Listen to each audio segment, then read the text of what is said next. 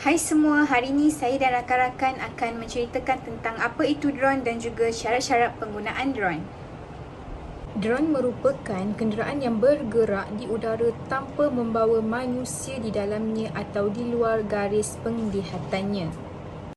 Terdapat 3 jenis drone iaitu drone lebih 20 kg, drone kurang 20 kg untuk komersial, drone kurang 20 kg untuk hobi. Pada masa lalu, drone kebiasaannya digunakan bagi tujuan ketenteraan di mana ia digunakan untuk latihan tembakan anti pesawat, risikan dan juga sebagai senjata. Namun, hari ini drone banyak digunakan secara meluas bagi tujuan lain seperti mencari dan menyelamat, pengawasan, pemantauan trafik dan cuaca, bantuan memadamkan kebakaran, agriculture, peribadi dan untuk penggambaran.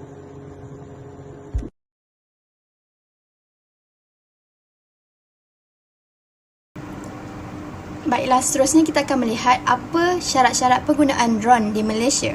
Syarat yang pertama, seseorang yang ingin menggunakan drone di Malaysia perlu mendapatkan permit yang disahkan oleh CAAM. Permit ni boleh dimohon setelah mereka mendapat kelulusan daripada tuan-tuan tanah. Selain itu, mereka juga perlu mendapatkan kelulusan daripada Jabatan Kajian dan Pemetaan Malaysia, JUPAM, CGSO, Suruhanjaya Komunikasi dan Multimedia Malaysia, SKMM, dan juga Ketua Menteri Sabah ataupun Sarawak.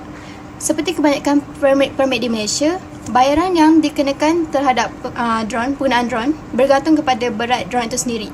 Bagi berat drone yang sebanyak kurang daripada 20 kg, bayaran dikenakan adalah sebanyak RM250. Manakala bagi berat drone yang melebihi 20 kg, bayaran yang diperuntukkan adalah sebanyak RM1,000. Permit ini sah digunakan selama 3 bulan. Bagaimana pula dengan syarat untuk menerbangkan drone yang melebihi 20 kg? Seseorang itu pertama, perlu mendapatkan lesen juruterbang PPL Malaysia. Kedua, berdaftar dengan Jabatan Penerbangan Awam Malaysia DCA dan SKMM, terutamanya yang melibatkan frekuensi radio dan sensor. Dan yang ketiga, mendapatkan permit JUPAM jika menggunakan sensor untuk kutipan data atau penggambaran udara. Syarat menerbangkan drone kurang 20 kg untuk komersial. Pertama, tidak memerlukan lesen juruterbang PPL Malaysia. Kedua, perlu berdaftar dengan Jabatan Penerbangan Awam Malaysia DCA dan Suruhan Komunikasi dan Multimedia SKMM.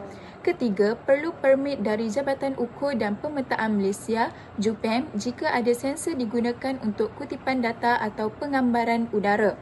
Keempat, perlu memaklumkan kepada DCA untuk mendapatkan notam iaitu notis kepada Airman sebelum memulakan penerbangan. Hai, nama saya Nabila Aisyah binti Muhammad Syahabuddin, nombor matrik A173609.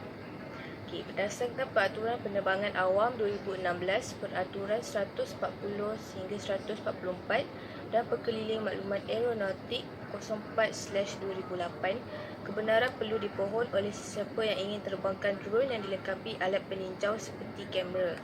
Balik dan perlu menghantar permohonan sekurang-kurangnya 14 hari sebelum sesi penerbangan. Bayaran yang dikenakan adalah RM250 untuk drone kurang daripada 20 kg. Berikut merupakan syarat-syarat menerbangkan drone kurang 20 kg untuk hobi. Yang pertama, tidak memerlukan lesen juruterbang PPL Malaysia. Yang kedua, tidak perlu permit JUPAM. Yang ketiga, perlu daftar DCA bagi tujuan keselamatan. Yang keempat, kawasan penerbangan terhad sahaja. Yang kelima, saling nampak antara pengendali dan drone. Yang keenam, penerbangan tidak boleh melebihi 400 kaki di atas permukaan bumi. Kesimpulannya, seperti yang telah diterangkan oleh rakan-rakan saya, terdapat 3 jenis drone di Malaysia. Dan untuk menerbangkan setiap drone ini, perlulah mematuhi peraturan yang telah ditetapkan. Bagi individu yang melanggar undang-undang atau peraturan yang ditetapkan, boleh dikenakan hukuman denda tidak melebihi RM50,000 atau penjara tidak lebih 3 tahun atau kedua-duanya sekali.